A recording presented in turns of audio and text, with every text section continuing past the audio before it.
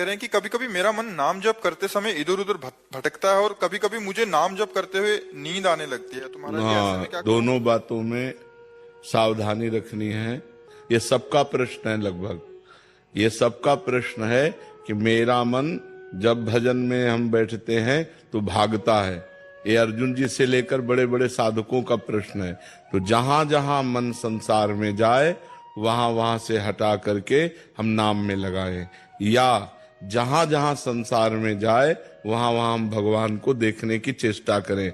इस वस्तु के रूप में भगवान, इस व्यक्ति के रूप में भगवान, इस स्थान के रूप में भगवान, क्योंकि भगवान के सिवा कोई नहीं है। इससे हमारा मन शांत होने लगेगा।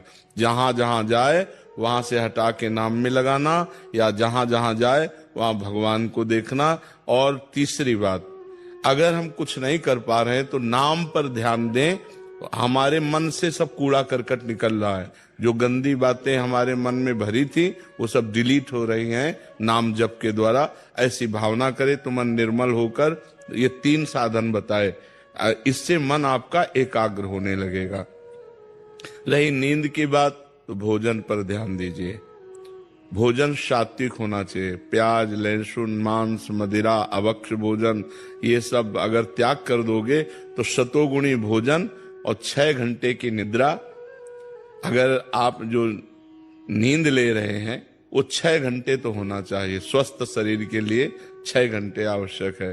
तो अगर आप 10 बजे रात के सो जाएं तो 11, 12, 1, 2, 3, 4 बजे आपकी आंख खुल जानी चाहिए और फिर नींद नहीं आना चाहिए। अगर नींद आती तो खड़े होकर भजन करना चाहिए, टहलने में नहीं आनी चाहिए। नींद को नींद के समय में अच्छे से दे दो, 6 घंटा सोने के लिए दे दो, और इसके बाद फिर उससे लड़ाई लड़ो। फिर उसको मतलब आलस्य प्रमाद में समय नष्ट नहीं होना चाहिए। जैसे हमें बैठे नींद आ रहे तो हम खड़े हो गए, खड़े भी हमें परेशानी हुई तो हम टहल रहे, पानी मुंह में डाल रहे हैं, मुंह में पानी डाल के मुंह पोंछ करके फिर हम भजन में बैठते। लड़ाई लड़नी पड़ेगी तब नींद पर विजय प्राप्त होती है। तो दोनों साधनों को देखे। मन जो बार बार भागे तो इन साधनों को, और जब नींद आवे तो ऐसे। पर भोजन का सुधार कर ले। तमोगुणी भोजन पाने से फिर भजन में नींद आएगी। बासी नहीं पाना, बहुत लाल मिर्च नहीं पाना, बहुत तेल के नहीं पदार्थ पाने, और ये अभक्ष्य पदार्थ जो त्याज्य हैं उनको नहीं पाना। इससे सतोगुण बढ़ेगा। सतोगुण से नींद नहीं आएगी। नींद आती है तमोगुण से। निद्रा आलस्य प्रमादोत्तम तत्तामस मुदाहरतम। तमोगुण से ही नींद, आलस्य और प्रमाद की उत्पत्ति होती है। वही हमें परेशान करता है। तो सतोगुणी भोजन पावे और थोड़ा भोजन पावे। अब दबा के यहां तक भोजन पाया तो फिर तमोगुण तो हो ही जाएगा। अगर हमारा 8 रोटी से काम चलता है तो हम 5 रोटी में लावें धीरे धीरे। वैसे 24 घंटे में शोध किया गया तो 400 ग्राम अन्न से भरपूर स्वस्थ जीवन चल सकता है। पर अपने देखो, किलो 2 किलो तो एक बार में हो जाता है। सब्जी दाल सब मिला के खान पान। अब पानी चाहिए।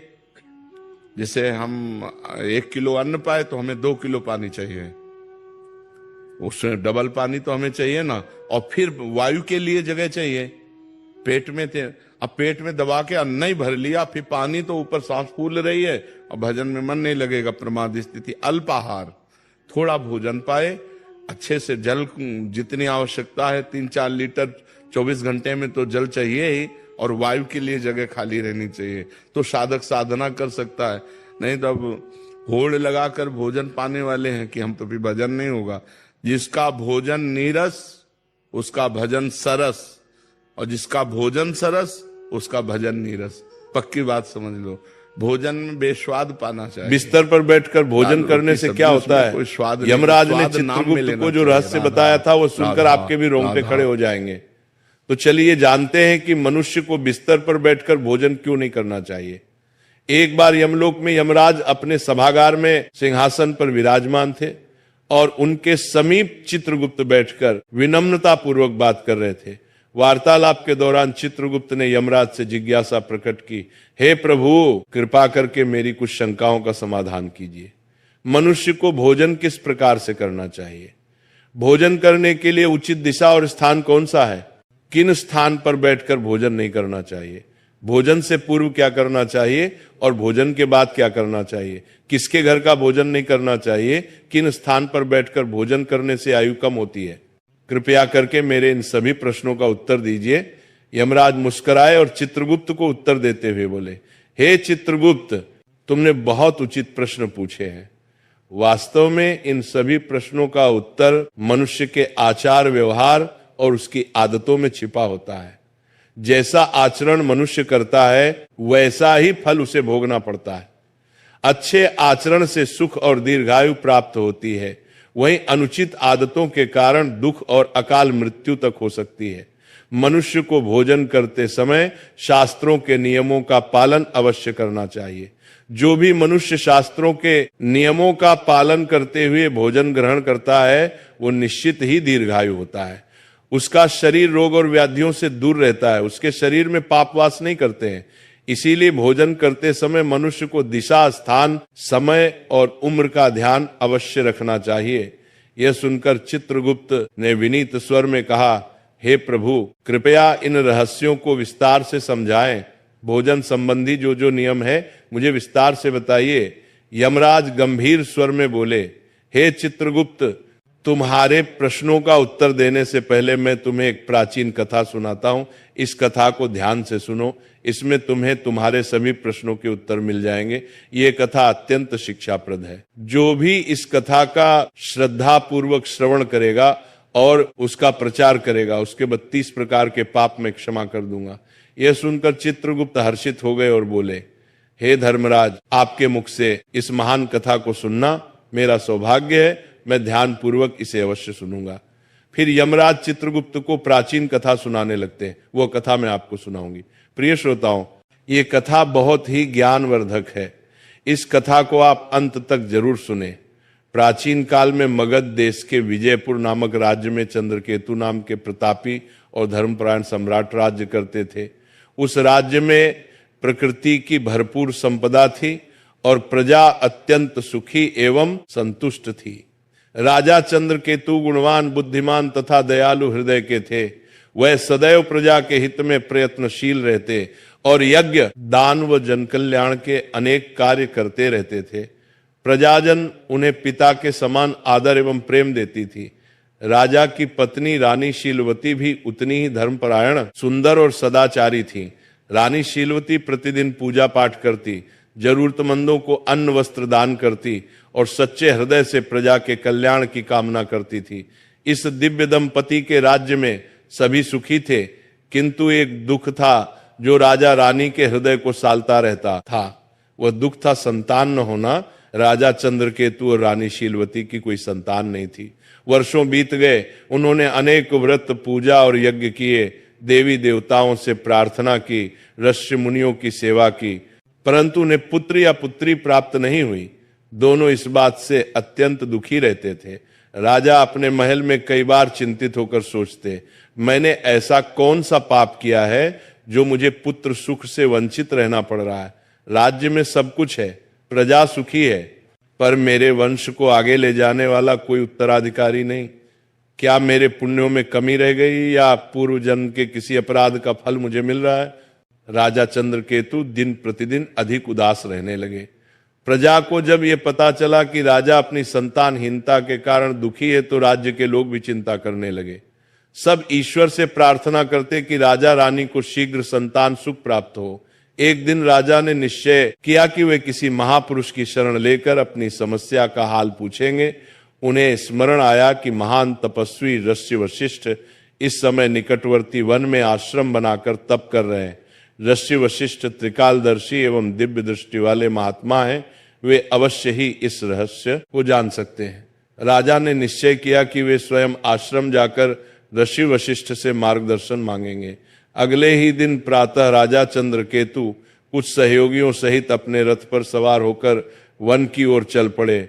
शीघ्र ही राजा वशिष्ठ मुनि के शांत आश्रम पहुंचे, जो हरे भरे वृक्षों से घिरा था और जहां पक्षियों का मधुर कलरव गूंज रहा था। ऋषि वशिष्ठ आश्रम के द्वार पर ही मानो उनकी प्रतीक्षा कर रहे थे। राजा को आते देख ऋषि ने मुस्कुराकर स्वागत किया और बोले, राजन, हमारे आश्रम में तुम्हारा स्वागत है। आज इधर आने का क्या कारण है? सब कुशल तो है? कहीं राज्य कार्य से विरक्त होकर संन्यास लेने का विचार तो नहीं बना लिया? इतना कहकर ऋषि ने हल्की मुस्कान की, फिर गंभीर हो गए। राजा चंद्रकेतु ने हाथ जोड़कर विनम्रता से कहा, हे मुनिवर, राज्य कार्य भली भांति चल रहा है, संन्यास लेने का इरादा नहीं है, पर मैं एक भारी चिंता के कारण व्याकुल होकर आपकी शरण में आया हूं। आप जगत के रहस्यों के जाता है, मेरी शंका का समाधान केवल आप ही कर सकते हैं। शिष्य वशिष्ठ ने सहानुभूति भरे स्वर में पूछा, राजन, आप जैसे प्रतापी और धर्मनिष्ठ राजा को भला किस बात का दुख हो सकता है? निश्चय ही आपकी प्रजा सुखी है, राज्य समृद्ध है। फिर भी यदि आपके मन में कोई शंका या कष्ट है तो निसंकोच कहिए, मैं यथाशक्ति अवश्य सहायता करूंगा।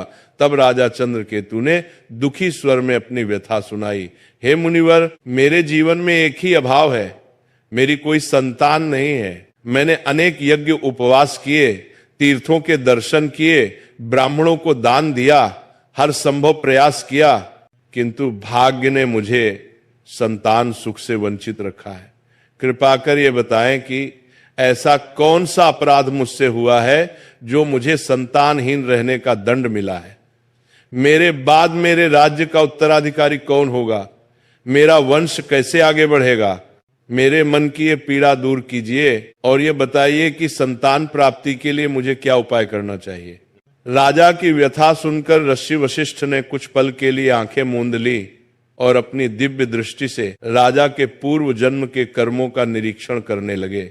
ध्यान मग्न ऋषि पर राजा की निगाह टिकी थी। कुछ क्षण बाद ऋषि ने आंखें खोलकर कहा, हे राजन, जो कुछ मैं बता रहा हूं उसे धैर्यपूर्वक सुने। आपके संतान न होने का कारण आपके पूर्व जन्म के कर्म में छिपा है। पिछले जन्म में अनजाने में आपसे एक पाप हुआ था, जिसका दंड आपको इस जन्म में संतानहीनता के रूप में मिल रहा है। राजा चंद्रकेतु चकित होकर बोले, पूर्व जन्म का पाप कृपया विस्तार से बताएं मुनिवर, मुझसे ऐसा कौन सा पाप हो गया? वशिष्ठ जी बोले, पूर्व जन्म में आप एक साधारण शिकारी थे और वन में शिकार करके जीविका चलाते थे। मूलतः आप बुरे हृदय के नहीं थे, पर शिकार के दौरान कभी कभी अधर्म हो ही जाता है। एक दिन की बात है, आप जंगल में एक हिरण का पीछा करते करते बहुत दूर निकल गए। वहां एक हरी भरी जगह पर एक गौ माता अपने बछड़े को दूध पिला रही थी। दुर्भाग्यवश आपको वह दिखाई नहीं दी। आपको लगा शायद हिरण झाड़ियों के पीछे है और आपने उसी ओर तीर चला दिया। वह तीर सीधे उस गौ माता को जा लगा। बेचारी गाय बुरी तरह घायल हो गई और पीड़ा से भूमि पर गिर पड़ी। उसका बछड़ा डरकर कांपने लगा। जब आपको अपनी भूल का पता चला तो आप बहुत पछताए और भागकर गाय के पास पहुंचे। आपने तुरंत उपचार का प्रयत्न किया, पर कुछ देर बाद उस गाय ने तड़प कर प्राण त्याग दिए। हे राजन, गौ माता को अकारण कष्ट पहुंचाने के कारण ही आपको वर्तमान जन्म में संतान सुख से वंचित रहना पड़ा है। गाय परम पवित्र प्राणी है और उसे गौ माता कहा जाता है। उसकी पीड़ा का पाप बहुत बड़ा होता है। भले ही वह अनजाने में हुआ, लेकिन पिछले जन्म में आपके हाथों यह पाप हुआ था, इसलिए इस जन्म में आपको पुत्रहीन रहने का श्राप मिला।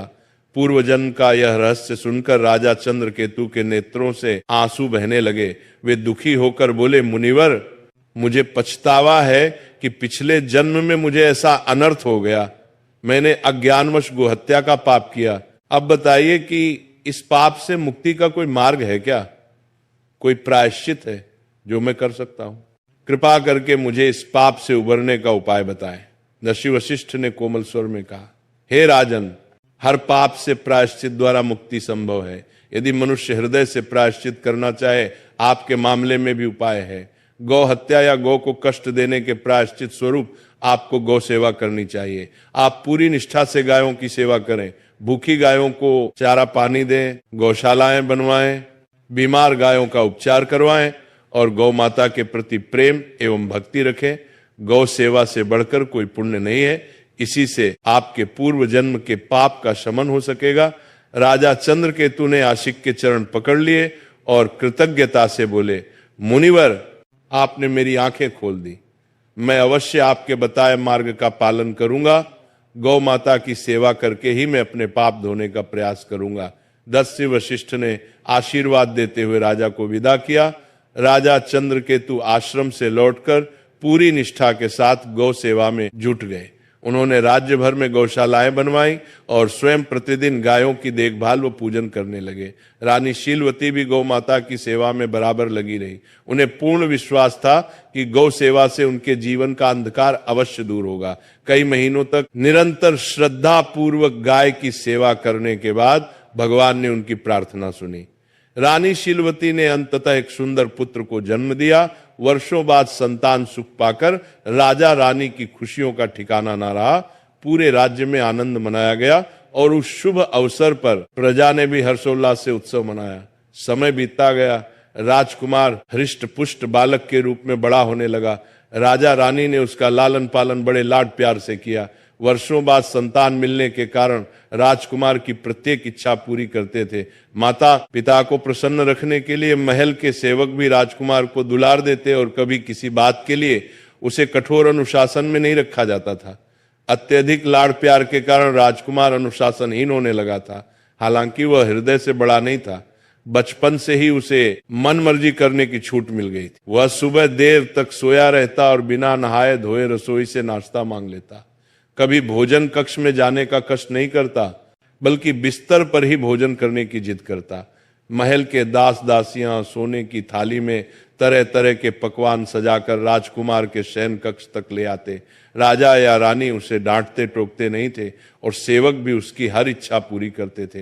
राजगुरु सहित कुछ बुजुर्गों ने कभी कभार राजकुमार को समय पर स्नान करने और उचित स्थान पर बैठकर खाने की सलाह भी दी, परंतु माता पिता ने प्रेमवश उसकी गलतियों को अनदेखा कर दिया।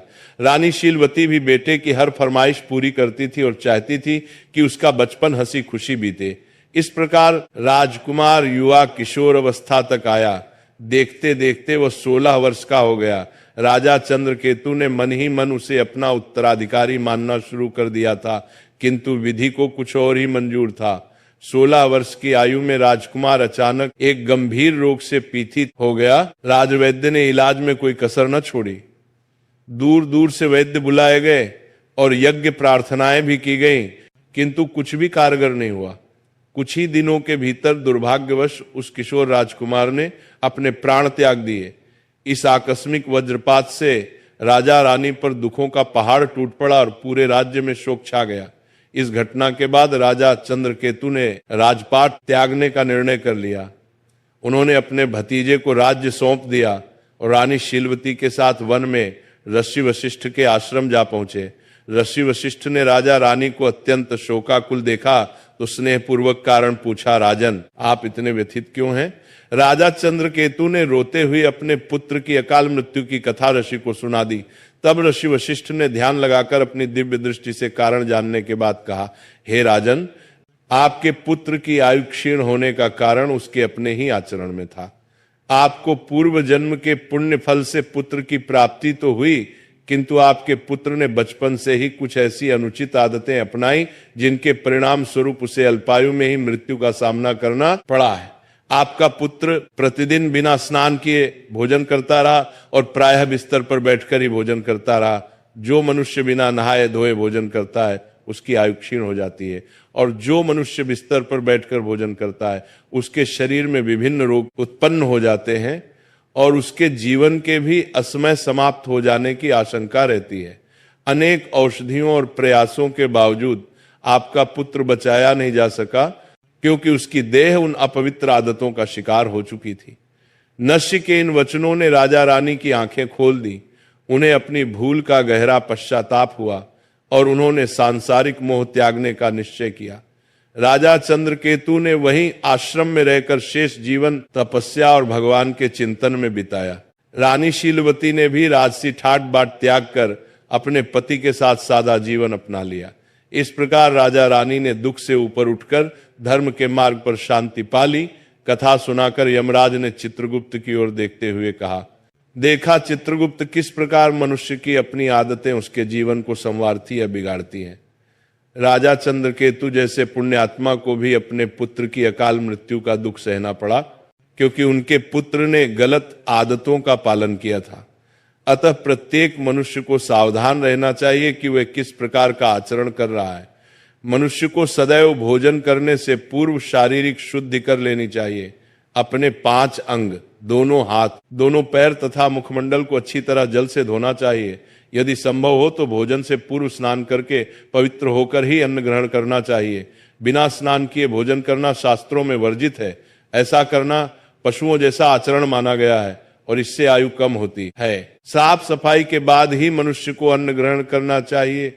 भोजन आरंभ करने से पूर्व मनुष्य को अन्नपूर्णा देवी तथा परमात्मा को स्मरण कर धन्यवाद देना चाहिए, जिनकी कृपा से ये भोजन प्राप्त हुआ है। साथ ही प्रार्थना करें कि संसार के अन्य सभी प्राणियों को भी आहार प्राप्त हो।